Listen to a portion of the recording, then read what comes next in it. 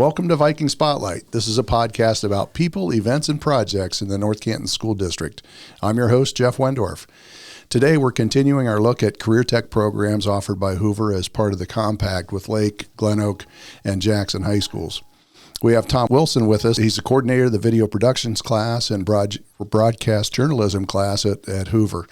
We certainly welcome Tom, and we benefit from his program and in our studio here, our podcast studio, every week as we bring our podcast. So it's kind of neat, the collaboration for the podcast studio that our kids use, and of course we use for this podcast, not only in your area, but also the construction trade kids helped build this, correct? Yeah, they did. Yeah, thanks. It's actually great to be here. So I think it was a whole 5 or 6 steps to walk from where I usually am during the day in my office out here. So so it's great to look out and see this every day. This is a newer feature that we have here in our studio. And you're right, we had some collaboration with our construction class next door and getting some of the things built for it. And here it is, launched and underway for the last year or two. Yeah, very good. Well, tell us a little bit about Mr. Wilson, your time at North Canton, and then we'll get into the program. Yeah, well, thanks. Well, graduate of Hoover High School. We moved here actually about 1985, and then in 1991 I was a graduate of Hoover. And so my family is also, my wife is from here in town. She was a graduate from 1987, so a little bit older than me, a little more knowledgeable and experienced in wisdom and things like that, and I always rely on her for that. And then we have 4 children. Our oldest, Riley, he lives in New York City, and he's working to become an actor, so doing a lot of catering gigs and acting on the side and some different things that he's been out there trying to really pursue that. And so, so we had him home for the holidays, which is great. Now he's back up there working. And then my oldest daughter, Abby, she's a senior at Malone College, and she is looking at becoming a teacher. So she's in the middle of her student teaching. I believe she had a snow day yesterday. I was here working. Oh, wow. And she had the benefit of working somewhere a little further south. And then my son, Nathan, is at Wheaton College. He's a freshman. And my daughter, Emily, she's here as a sophomore at Hoover High School. Awesome, great. The North Canton family. That's right. Yep, we are North Canton all the way. Awesome. Well, thank you for that, and we're glad you're here. And it's always fun to talk to many folks who are Hoover grads, actually, on our staff. So that's very cool. Well, let's talk a little bit about the program, and can you give us a little history on how the video productions class came to be? Yeah, sure. When I graduated high school, I wasn't 100% sure what I wanted to do, but I enjoyed history, and I knew several people who were teachers, had some great teachers here at North Canton, and thought, you know what, I'm going to go off and become an educator. And so I started with social studies and getting my degree to teach. And at the same time, during college, I was also doing some video production work for a local video company. And that's kind of the way I put myself through college, doing weddings and different events and things like that. And so about the time I graduated college, they were actually selling that company and offered it to me if I wanted to purchase it. So I thought, well, take a little different direction, bought a company, and decided that was kind of the career path that I was going to go.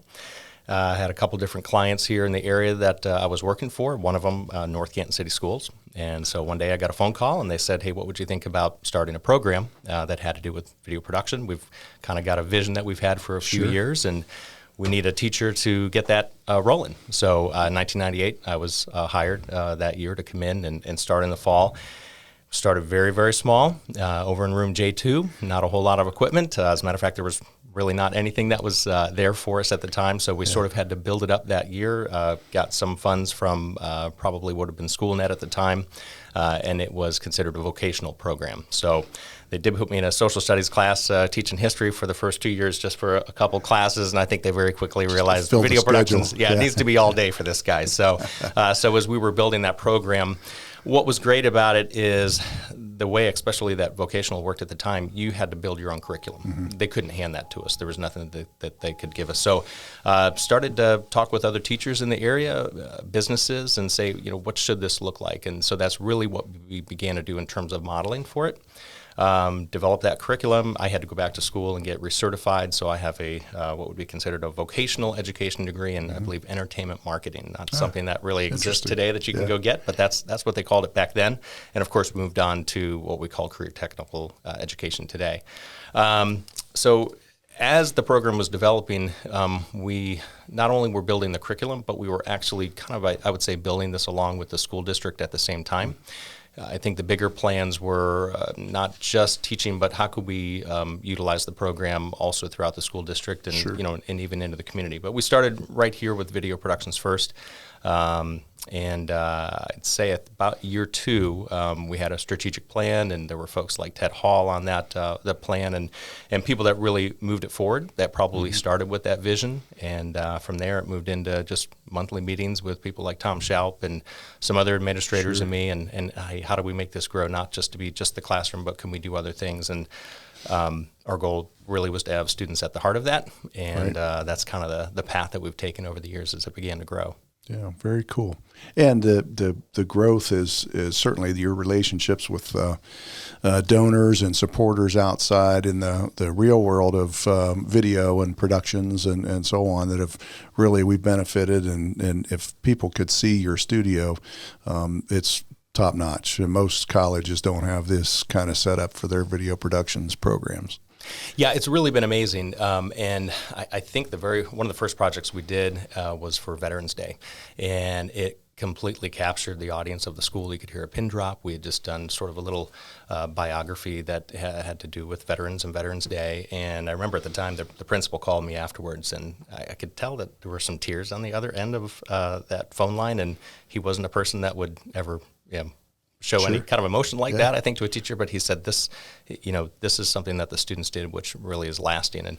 And so, at that point, we did start to progress towards what we would eventually do with building a studio and moving into what's our maintenance facility. And that meant going for some grant organizations and a lot of donations. If you look around at some of our older equipment, you'll actually see NBC and places like that written on it. So we got a lot of donations over the years. But there has been a very strong connection with the community. And I think one of the things, and this is one of our grant donors told me this one time, they said, as grant organizations, they're always giving to the nonprofits in the area. And one of the things that we've done here, our students have given those nonprofits a voice, whether it be through a public affairs show that we've done or a documentary or something that they use as a promotional video. So they said by funding our program, in a sense, they're also helping fund those nonprofits. Right. And so that was something that we really latched onto, I think. And then in turn, that's such a great experience for our students. Right, absolutely, yeah, and it's we have great career tech programs, and we've talked about quite a few of them. But this is the motto, I guess, for a program that not only prepares students for this career field, but it also serves the district through their product and their pieces. So we use the video productions a lot. We use it currently for a podcast. So yeah, it's very cool. So you started in late 90s, early 2000s building the program. I can't believe that it would be I believe that it would be very, very different starting a program today.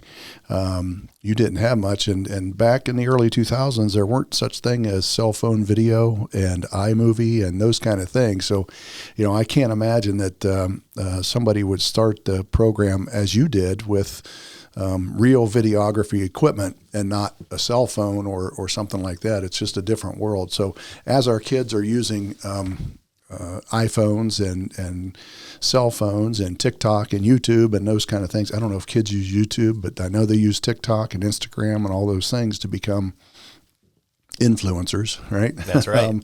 So, how do your kids, and your program is if Instagram and TikTok and cell phones are, I would guess probably fourth grade in yours, you're talking about college level approach because it's far more sophisticated cameras, equipment, production, and all those things. So tell us a little bit about the difference of the level of your program. Yeah, you're right.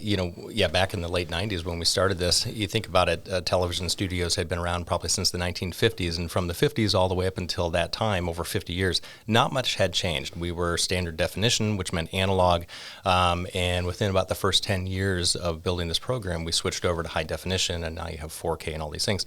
Well, what's come with that is a rapid advancement in technology. So the first 10 years of teaching for me was sort of the first rollover from standard definition to where we are today in analog. But now it rolls over every year. I mean, it's unbelievable how quickly it changes. So the difference that and that was a little scary too at first, because you could easily say, well, really, why do you need a video productions program? Because you've got an app to do that on your phone. And so when students are coming in, it's really two different things that happen. One, you have them coming in with some incredible skill sets that they never had 20 years ago. And they have experiences with already making videos. So we're introducing them to a level of equipment that's obviously beyond that, and we have to teach them the skills in how to do that correctly. Because if you're going to go out and get hired in a career, they don't really want to know that you know how to use a phone. They really want to know that how you're going to make that. If you're going to use your phone, you're going to do something pretty amazing with it. So a lot of that has changed when you talk about technology. But the other thing is sometimes students do come in with some bad habits because they've developed the use of apps and things on their phone that don't necessarily apply to the industry. But at the same time, we look at that and we say, okay, how do we need to change? And I'll give you a great example. All video was done horizontal for years. And so when I first, got a phone or my wife was out, doing a video on her phone, I'd say, honey, turn it sideways. You got to rotate it. In the last couple of years, we've said, okay, we're actually beyond that point now. You can hold it vertically, and we're actually now teaching students in some applications where we shoot it vertically or we crop it in a way that's vertical, because that's sort of the way the trend is going, and we need to look at that, and that's now a serious professional look. So I think for the program, as kids come in, we have to work that balance. Another good example of that is about 3-4 years ago, we had students in our broadcast journalism program that said, we would really like to do podcasts. And we said, well, we don't really have a podcast room. I wasn't that familiar with podcasts. I had listened to a few, but I wasn't a person that was listening to them, religiously. But then I started to look into it a little bit more, and we really realized that was the fastest growing part of the industry. And so that's where we set out to, build this podcast room. So it's a great place where we can teach kids how to do podcasting. And we always look at things too, how do we use it in multiple ways? So kids come in here and they do voiceovers rather than our old traditional voiceover booth. We also have an editing system in here. So we use it for multiple purposes. So yeah, I think that's one of the things that we see. Our video productions program is taught by Josh Branch, and Josh has done a great job this year. He was kind of transplanted from playing local, so we pulled him over here. Josh had been there for about 10 years, and for about 8 years before that, he was at Goodyear, and before that, he was actually a video production student from Hoover High School, so one of our former graduates from 2003. And then we also have our broadcast journalism program, and broadcast journalism program is not career tech. It's sort of an extension of an elective from English. And once students get into that broadcast journalism program, that creates two parts to our program, which are kind of unique. As far as I know, we're one of the only high schools that do this, where we have these two programs working together. You've got kids wanting to work behind the scenes, doing cameras, and they could be creating film scripts and things like that. But then you also have the broadcast journalism students that really want to pursue journalism. They're writing scripts, for on-air news talent and things like that. In front of the camera. Yep, exactly. And so or microphone. And we kind of blend those things together.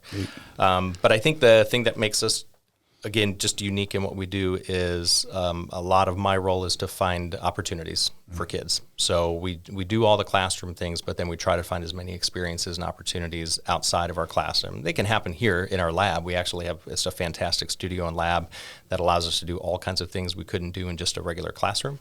That's just part of career tech education, something that I think North Canton takes very seriously. But those opportunities that we have for kids, that's really what I see, helps them grow. And I guess when I talk to a kid 20 years after they've graduated, they always say, hey, Mr. Wilson, remember that time that we did this? They never say, remember that great lesson that you had? But they say, remember when we went down and, filmed a documentary after Hurricane Katrina, or we went onto the set of something like America, Home Makeover Edition or something like that. Those kind of experiences, those do stick with you for a lifetime. Yeah. We talked about the equipment you use. Tell us about the software and equipment that our kids learn to use, and what do they use? And I know they're not using the iPhone, but yeah, I see you guys and your kids out doing things. And tell us about some of the equipment. Sure. Of course, video cameras, that's the first thing you think of. And we have a wide variety of different cameras that they can use, anything from what's considered a mirrorless or a DSLR camera, which is sort of a new way of shooting that has come out over the years. So we definitely utilize those, and camcorders. And actually, we do use phones from time to time. We tell kids, if you're at an event and you don't have a camera with you, you've got your phone. You didn't have that 20 years ago, so now you can actually do that. So our broadcast journalism students, they may come back with that phone footage if that's all that they have. Incorporate a piece of film into this show. Exactly. Yep. And then beyond cameras, we're working with lighting, we're working with microphones, all the different elements that you need to put together a production. If the students are working on a short film or a documentary, we might introduce a slider, and that allows that camera to sort of glide back and forth. And if you watch films, you'll sort of see that nice gradual movement.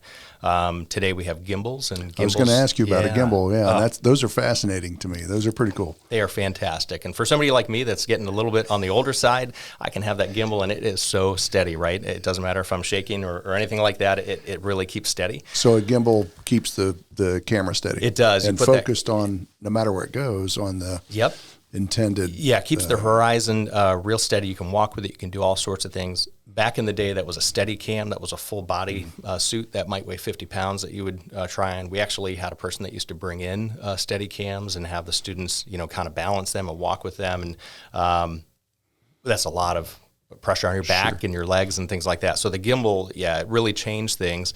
And then not only that, you have things like drones today, and drones are built on gimbal, technology as well. So not only are we tackling stories from the ground, but now we can also do it from the air, and it really gives you great videos with the drone. Whole new perspective. Mm-hmm. Yeah, one of the pieces, and I don't know if it's in our piece, but you have the kids doing a construction update. That's right. And that usually includes a drone piece of the exterior of the building each week. So check it out on YouTube. That's right. Yeah. And the students that are involved in that construction minute piece that we're doing are students from our broadcast journalism program. And so what a great, challenge for them to get out every week and get to go see that. But you're right, it includes the drone and some gimbal footage and things like that. Mm-hmm. Yeah, good stuff. Good stuff. Well, how about software? I mean, is there, not that our audience would maybe be aware of what software, you use in video productions, but, tell us about that. Yeah, that's right. Our students use the Adobe products, so they're working with Adobe Premiere and After Effects and Photoshop. We have another added a system called Avid, which is if you're editing on Avid, you're probably not going to see that a whole lot here in Northeast Ohio, but you head out somewhere to LA or New York, most of your films and television shows, they're all people are creating those on the Avid software. So we work off of that platform and have really since the program began. So all of that's a part of it. There's a lot of software, and once you've got that video, you need to do something with it. And you're right, you can do some things with an app on your phone quickly and fun, but at the same time, if you're looking for a bigger production, we typically use that software. Right. Mm-hmm. Good stuff. Thanks. So you talk on your website, in the Career Tech website there, about some outside classwork, and a lot of our students in various programs are working outside the class day, but I would assume that a lot of those are sports related and so on. So tell us what part do students play in making those videos and those highlight things?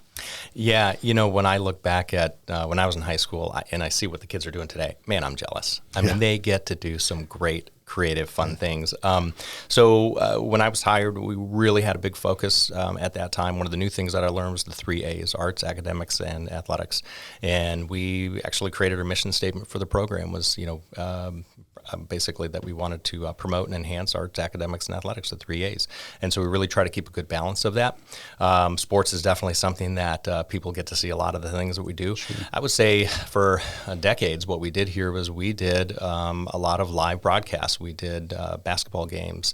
We would set up, down in the gym with multiple cameras, and sometimes that involved traveling. We even did football a few years ago during COVID.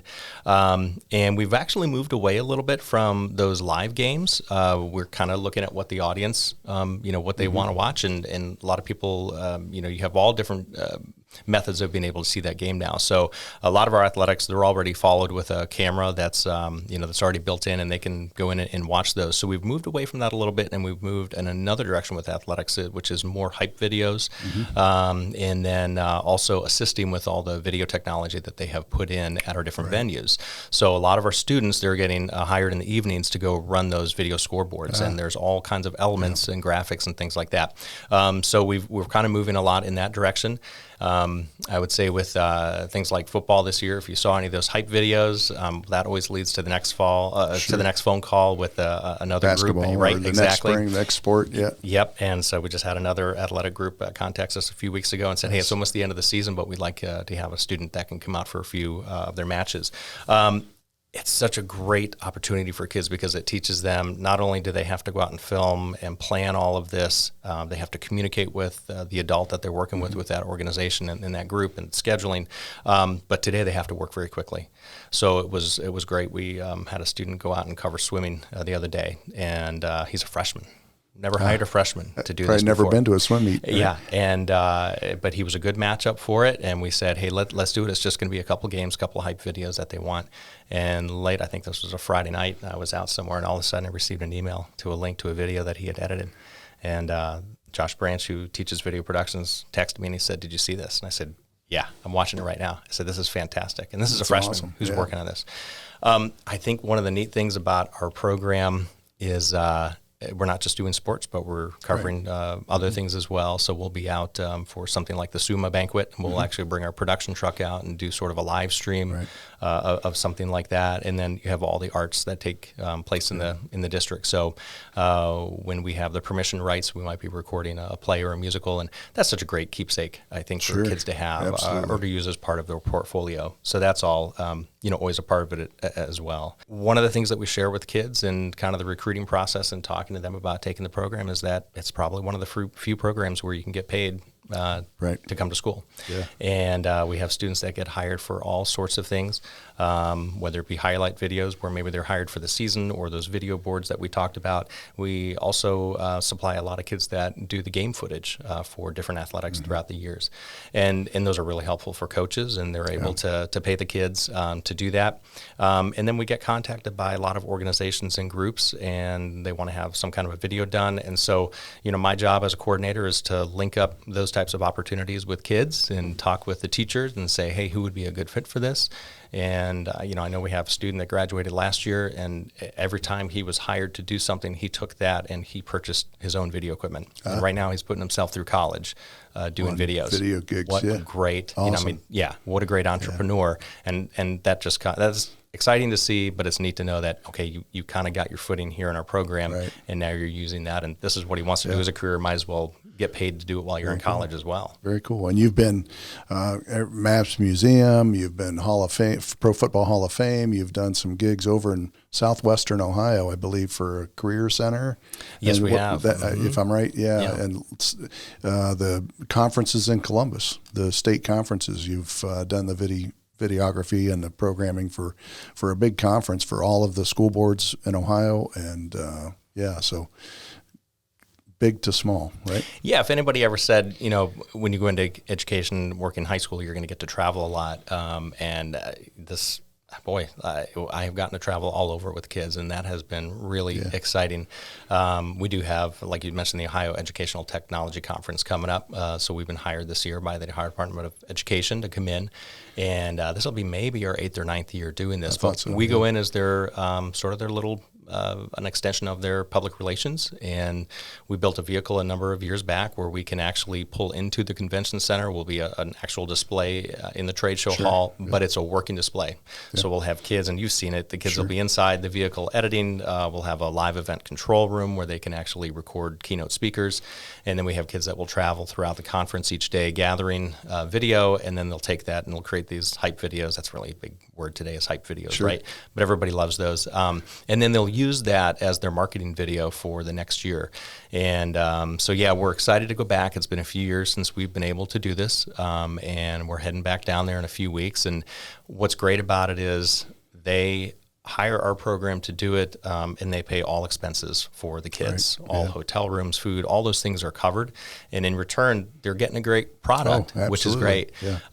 But we, if you calculate it, basically we've got about 1 month of classroom instruction and experience tied up in about 3 to 4 days down there.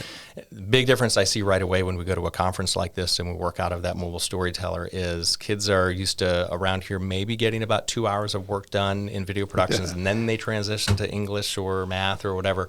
And now we throw them into a situation where it's 8, 10, sometimes even 12 hours. And by about day 2, you can see it on their face.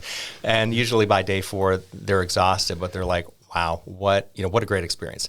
And I think that's just something that our staff has just been able to follow up on and allow the kids to do. And it's great that the district, allows us to do that, and teachers are supportive of it, and they know that kids are getting their homework done at night. That's the thing. We may head back to the hotel room after dinner, and we'll meet up in the lobby and give the kids time to work on their other classes if they're missing it.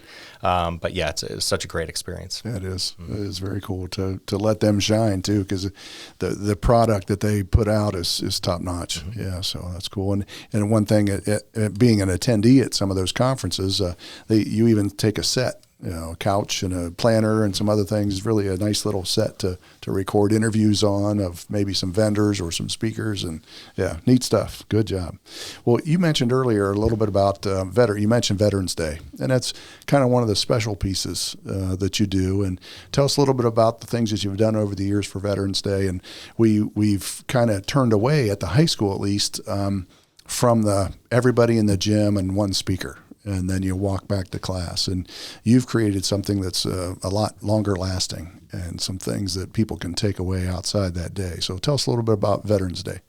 Yeah, I think you've touched on probably what's part of my love language when it comes to what I do in my career, and maybe it's linked back to that 4 years in college of looking at a social studies degree and teaching history. But it's just something that was a connection for me personally when we first did our first veterans video. But also I saw the impact that it had on kids.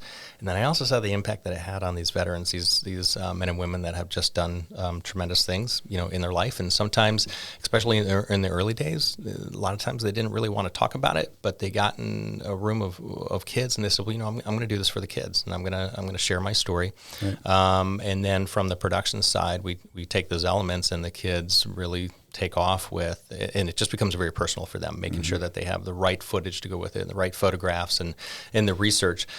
I think what has been great for us too is it ties our video production program and our broadcast journalism program together. And I'll brag on that broadcast journalism side for a moment. Sure. Danny Wackerly teaches that. She's on maternity leave and comes back on, I think, Tuesday of next week. So we're excited to have her back. Congratulations to her. Yeah, very exciting. We're glad she's going to come back. Yep, exactly. Yep. And so when she comes back, she'll be, she does the morning news broadcast. And news broadcast is what we used to call announcements back in the day, but it's nothing like the announcements. Right. When I was in high school, the principal came on and, you hear ding, ding, ding, and they'd share a couple of announcements with you, and you kind of sat there a little bit bored.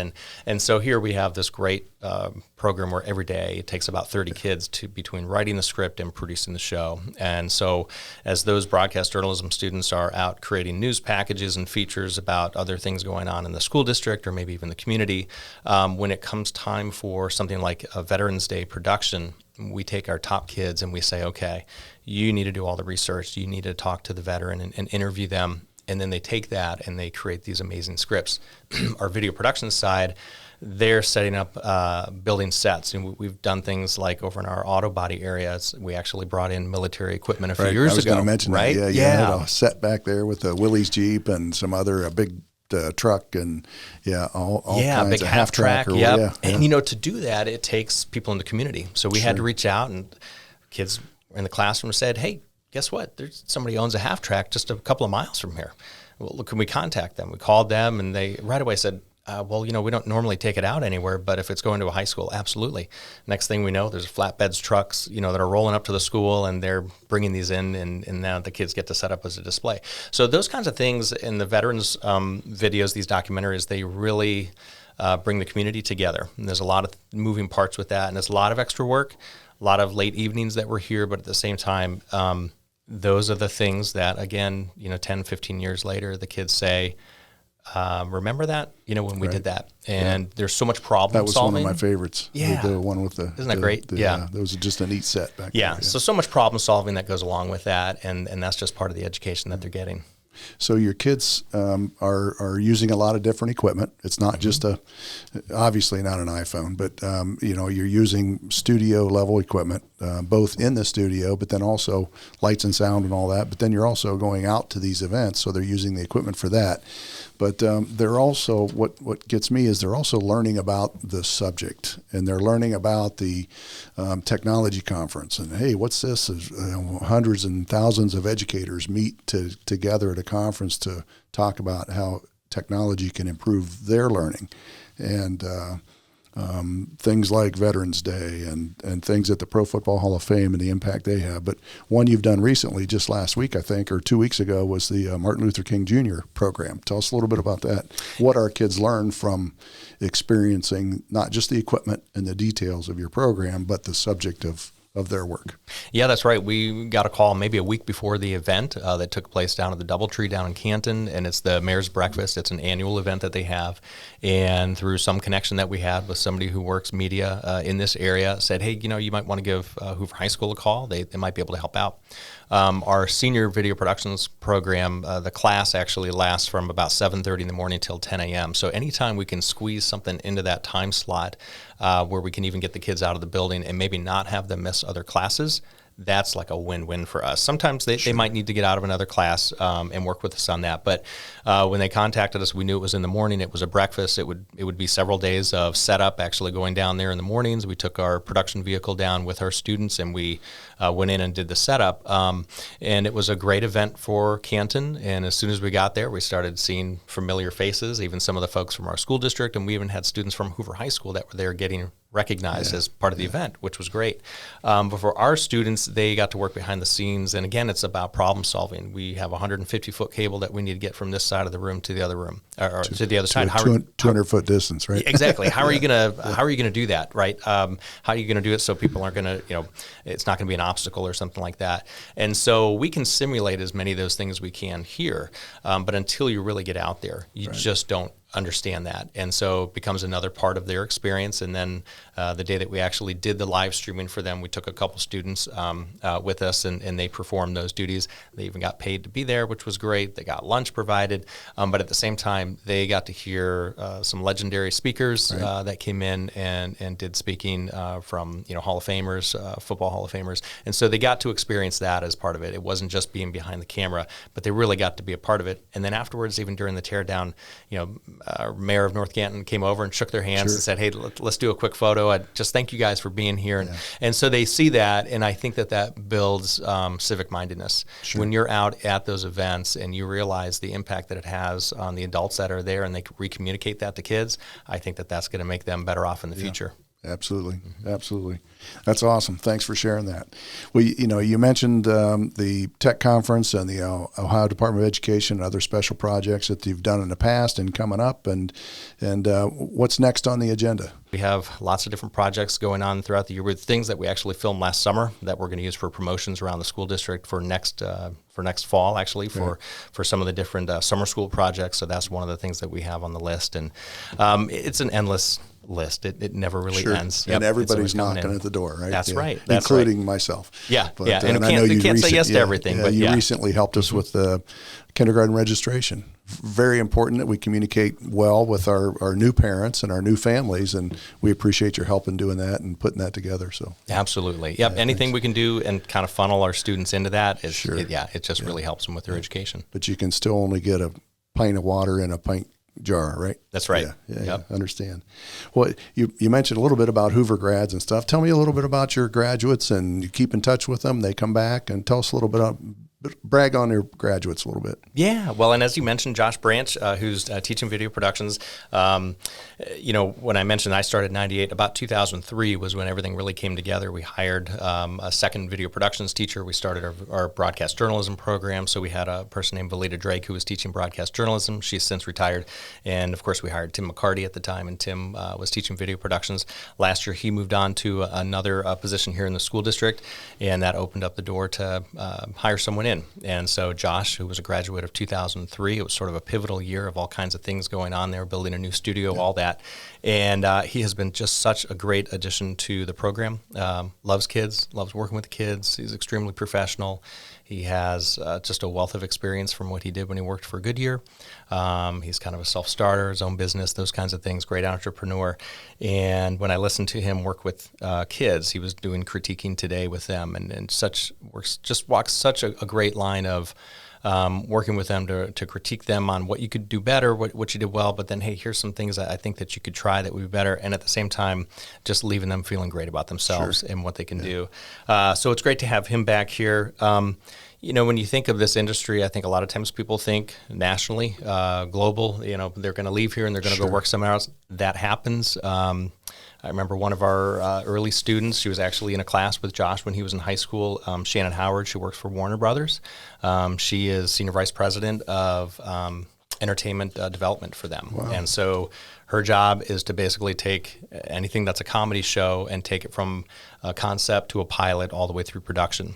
And I know recently at the Emmys, she's one of the producers of Abbott Elementary. If you've watched that, if you're a teacher, you probably have heard of Abbott Elementary, and saw a posting that she did on Facebook. I think they were up for 17 Emmys. And she's such a down-to-earth person. Anytime I have a student who's heading out to LA, maybe they're going out there to make it, they've gone to college and they've decided they want to go out there, we have kind of a standing tradition. I'll send her a text message and say, Johnny or Sally's heading out there. They're going to be out there in a few weeks.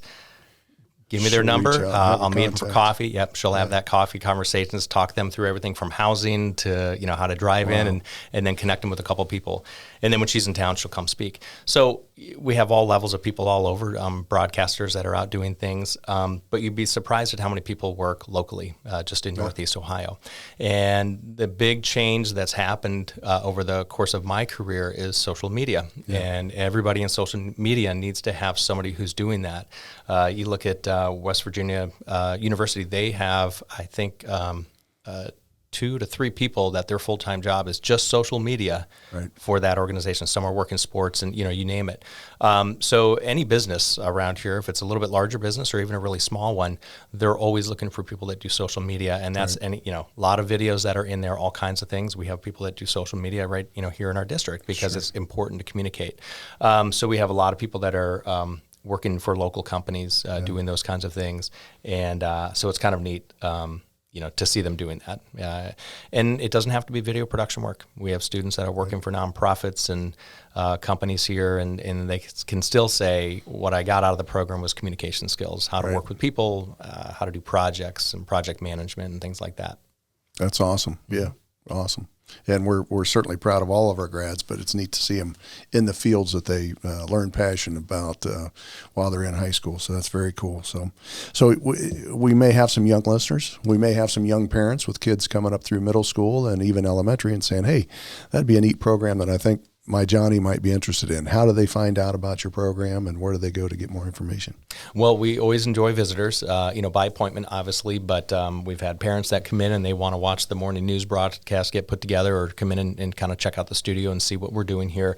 So that's always something that they can do. We do have tours of 8th graders and freshmen that come through, and we'll meet with kids on that. Most importantly, I'd say to a student, check with your counselors. Start early. If you're in middle school, start looking at how your schedule is going to fit. If you're interested in that broadcast journalism track, you need to take Journalism 1 before you can step foot in here and do this. If you're looking for the video production side of it, look that you're probably going to start around sophomore year, but then you can continue all the way through your senior year and hit all different levels of the program. And you can always email myself or Josh Branch, tom.wilson@northcantonschools.org, or josh.branch. And if you're looking at that broadcast journalism, danny.wackerly. So you can find us, in different ways through that, and we can communicate that information to them as well. Mm-hmm. Awesome. Good stuff. I know I have a work colleague that's son, I think, is in middle school now, and very interested in the videography and the other things, and has dabbled in his own and getting a little bit of cash for it. But I'm sure he'll be in your program in just a couple of years, I'm sure. That's great. We'll you love to have probably know who I'm talking about. But, yeah, absolutely. So, good stuff. Well, we really appreciate your time today and talking about it. Anything that we didn't talk about or you'd like to share? Well, I'll tell you, when I was hired here in '98 to work at North Canton, I was pretty fresh out of college. I had a couple years of experience in doing video, and it really was kind of like winning the lottery when you got to work for North Canton City Schools. Typically, I think, especially at that time, if you were going to get hired here to teach, you kind of needed to work somewhere else 4 or 5 years, maybe 7 years, and then you'd come back, right? A little bit of experience. And I was in a unique situation where there was something that not a lot of people were able to do. And 25 years later, it just gets better. The people that I work with are fantastic. I think at some point in the year, I get to work with just about every administrator on some type of project that's throughout the district. Teachers throughout the district, and obviously students, and students are probably the best part of it. The kids are great here. And a lot of this couldn't be done without leadership, and we just have had a great sense of leadership here in the district, and they've really been supportive. And then also the community. The community has been wonderful for us, and they've sort of cheered us on and really accepted our program as being part of that community. And so, looking back over the years, we've done some great stuff, but really excited to see what we do over the next maybe 10 years of my career. Yeah, and I would reiterate that yes, we have great kids, and this is a great place for kids because of the kids, but I think it's more a great place for kids because of our staff and staff like you. So it's your fault. And, it's a great place. Our parents are certainly team members of ours, and they help us with the programs and help us with our students and their children, and community as well. But our staff and our kids and our community, certainly team approach. So we appreciate all that they do. We appreciate all that Tom Wilson does for us, and running your program and being a leader in the program. And so thank you so much. Appreciate well, thanks, Jeff. Yep, it was fun to be here today. Yep, and we'll watch for our video productions and the storyteller out on the road. That's right. That's right. And people can always find our work if they go to North Canton City Schools website, look under departments at the top. There's one called NCTV. Right. Most of our productions are on there. And then at NCTV Media, pretty much on any social media outlet, you can find different things that we do. NCTV Media. That's right. Awesome. Good.